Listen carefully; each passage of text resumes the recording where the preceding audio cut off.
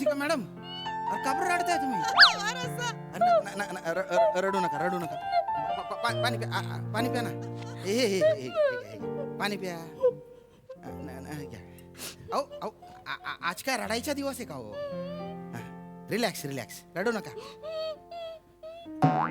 Rasika madam, many many happy returns of the day बरं का. तुम्हाला अशा वाढदिवसाच्या अशा माझ्याकडून अशा काळवेमय शुभेच्छा बुवा. म्हणजे तुमच्या आयुष्यात असं सुखाचं यमक जुळून आलं पाहिजे, त्याला अशी आनंदाची चाल लागली पाहिजे बुवा, अशा शुभेच्छा. थँक्यू थँक्यू थँक्यू बरं का राजपूत सर, थँक्यू. इतका छान बोललात तुम्ही. मी विसरूनच गेले की मी काय रडत होते, विसरून गेले मी. अरे विसरून जायला पाहिजे. अरे हसणं महत्वाचे, आणि आज तर हसायचाच दिवस आहे हो. खरं सांगू का, म्हणजे पानावर जसे दवबिंदू उमटतात ना, तसं तुमचं मनमोहक हास्य आहे हो.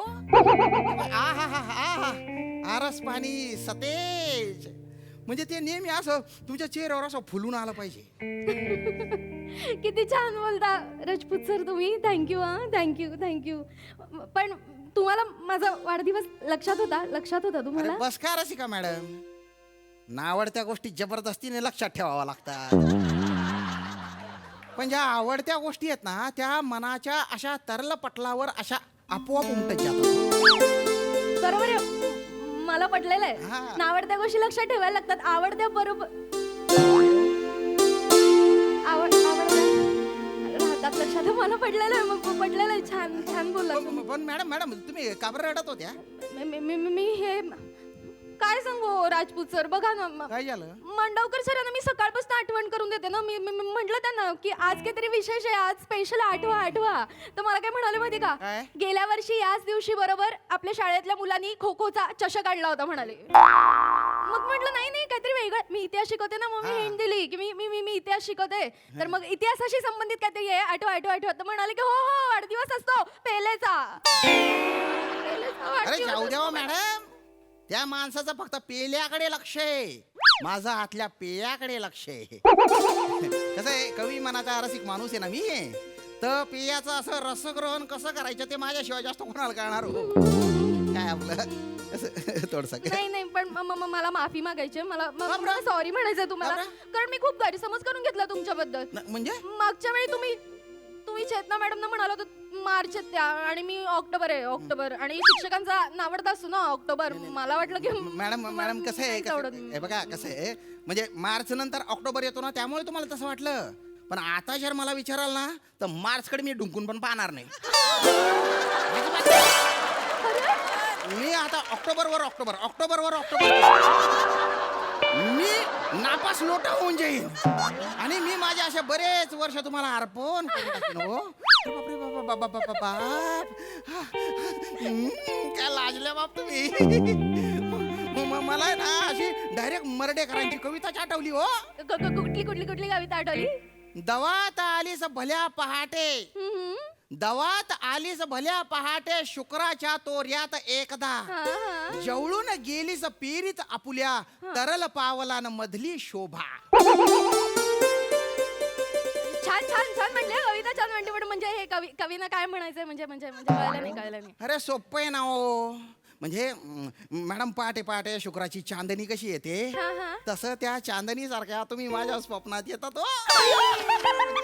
राजपूत सर तुम्ही म्हणजे बरं कोण नाही मॅडम, म्हणजे आता कोणी नाही तर मी सांगून टाकतो बा. काय ना, म्हणजे तुम्ही जेव्हा हसता, तुम्ही लाजता, तुम्ही माझ्याकडे बघता ना, तेव्हा म्हणजे अनेक कवींच्या कवी कल्पना अशा माझ्या मनात येतात. कसं होतं मला. काय पटकन बोलून गेलं बापरे. मस्त बोला तुम्ही. आता काय आपलं मनात आलं.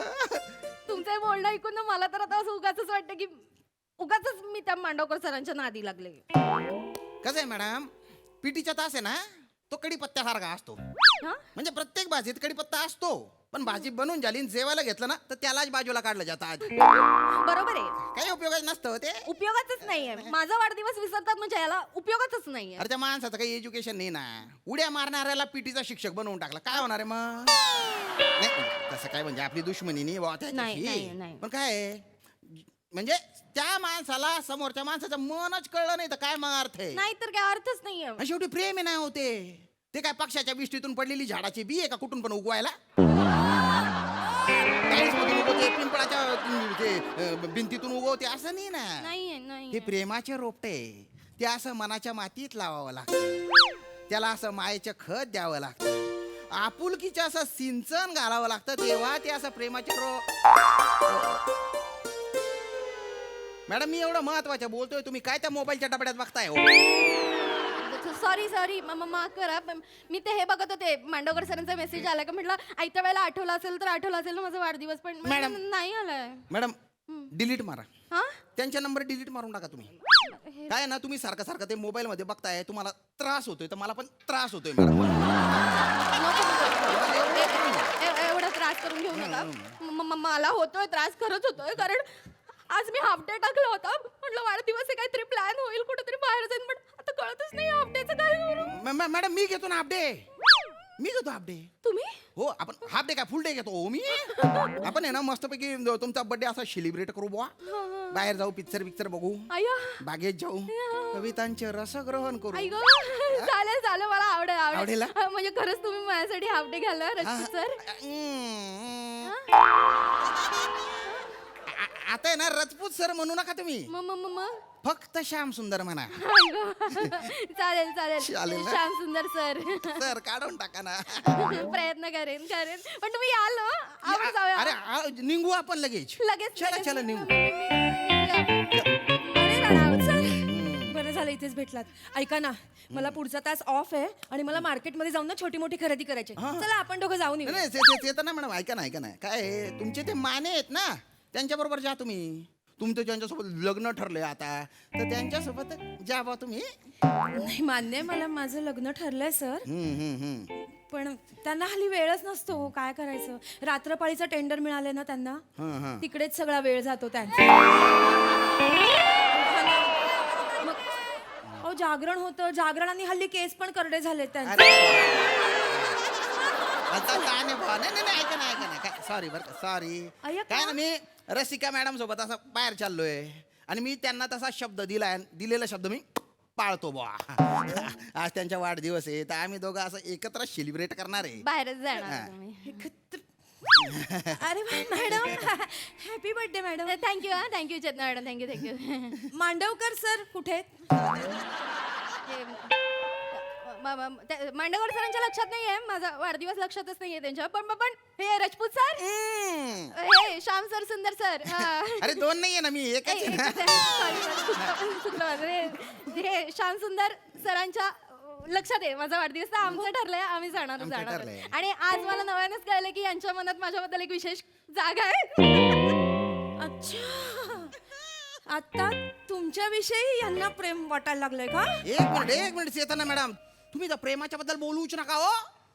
सुधीर भटांच्या कवितेतून योग्य तो संदेश घेतलेला आहे आता मी. कोणता? सुधीर भट म्हणतात, जरी तुझ्या पाकळ्यात मी गुंतलो तरी, जरी तुझ्या पाकळ्यात मी गुंतलो तरी, गडे तुझा हा सुगंध माझ्या ना मालकीचा. काही संबंध नाही. सुंदर, श्याम सुंदर. काय आवडलं बा मला हे सुंदर. तर आता कसं बा, यांचा वाढदिवस आहे आणि तो आम्ही एकत्र सेलिब्रेट करणार आहे. वाट द्या मला. तुम्ही आता धरलीच नाहीये वाट. नाही ना. नकार देऊ नका, नाही तर मग मी रुसेन ना. अरे नका ना रुसू. तुमच्या रुसण्यावरून आहे ना मला आहे ना कवी अनिल त्यांची कविता आठवते हो. कुठली?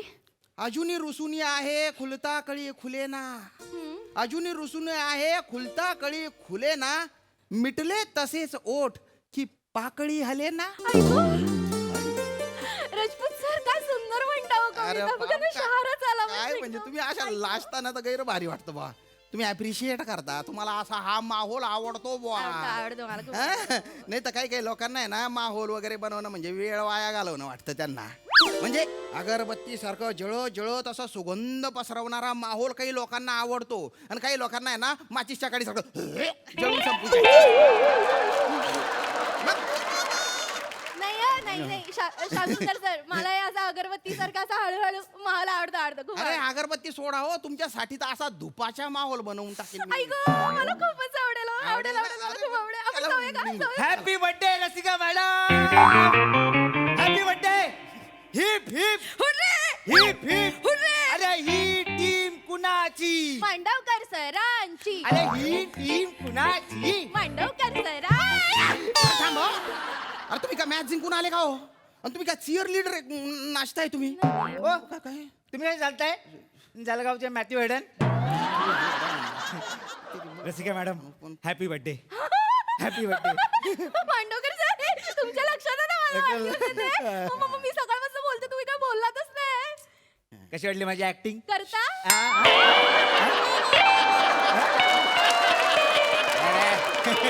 माझ्या लक्षात होतं.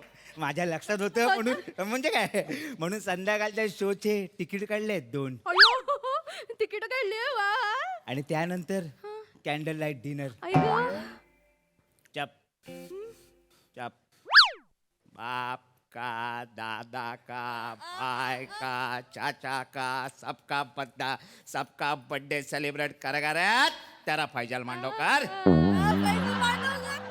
है फगुनिया, हम तुमको इतना चाहते हैं, इतना चाहते हैं, इतना चाहते हैं, इतना चाहते हैं. का बताए कितना चाहते हैं? सीना फाड़ के बताया बजरंग बली की तरह. कोण होतं प्रथमेश शिवलकर. नवाजुद्दीन होता. हा. वाटलं नाही हं. पण मजा आली मजा आली ना, मजा आली ना. ऐका ना, अजून एक सरप्राईज आहे. सरप्राईज आहे मी खाली रिक्षा पकडतो, तुम्ही लवकर या. लगेच हा? येते. आले, लगेच. हो हो मॅडम काय म्हणता तुम्ही लगेच येणार आहे? अरे एवढी गंदी पटक मिमिक्री आवडते का हो तुम्हाला? मी एवढं कवितांच्या चांदण्यांनी भरलेलं आकाश तुमच्या समोर रित केलं त्याच्यात तुम्हाला काही नाही का? कसलं आकाश आणि कसलं चांदण. दुसऱ्यांच्या कविता फक्त वरच्या आवाजात बोलायचं.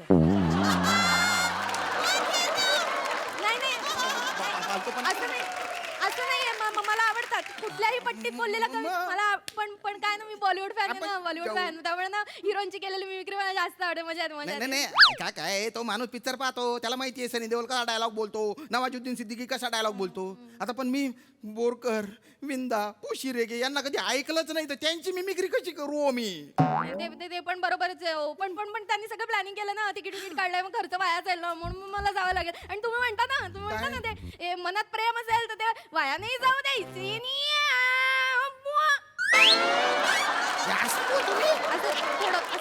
मिमिक्री मनात ते प्रेम असतं ना ते असं वाया नाही जाऊ द्यायची. इडली विकणार आहे का मी?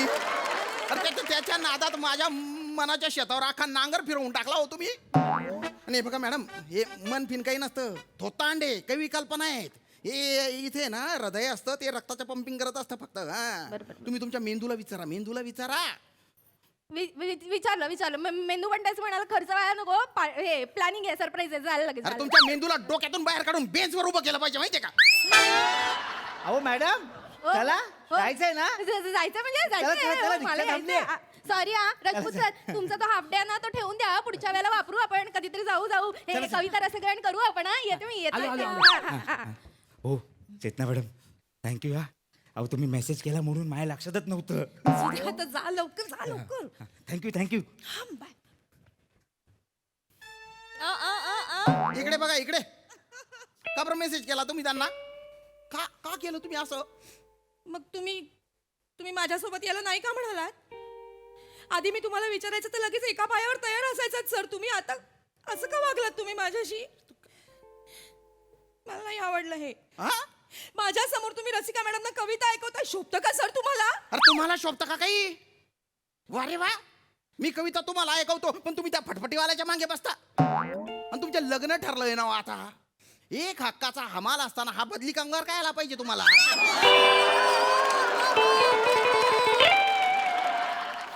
मला नाही आवडत तुम्ही इतर बायकांशी बोललेलो. अरे वा ही म्हणजे कमाल झाली तुमची. म्हणजे तुम्ही तुमचा नवरा निवडून घेतलाय मी कोणाशी बोलायचं बी नाही. अरे माझं काही तर होऊ द्या ना हो. का फळ्याशी लग्न करू आता मी आणि त्याच्यावर खडूने हनीमून करू का आता? ते कवी मंदार चोळकर आहेत ना, ते बरोबर बोलतात. रिसडी म्हणे वांदराला, मदाऱ्याशी नको बोलू. रिसडी म्हणे वांदराला, मदाऱ्याशी नको बोलू, स्वतः मात्र दरवेशाशी करते गुलू गुलू. रिसडी म्हणजे? अस्वलीन, गुदगुल्या करणारी अस्वलीन. सर खरं खरं सांगा, तुमच्या मनाला प्रेमाच्या पहिल्या गुदगुल्या मीच केल्या ना? केलं. मग येताय ना माझ्या बरोबर? येतो. येताय तुम्ही? काय option ठेवला? चला चला पटकन, चला पटकन, चला चला. अय्या, एक मिनिट. मानेंचा मेसेज आलाय. मी खाली उभा आहे, या आले आले. मेसेजवर काय बोलते सर? मी जाऊन आले पटकन, मला खरेदी करायची बाई. हे काय फालतू पण आहे? अरे मी काय नुसतं बॅग उचली आहे का?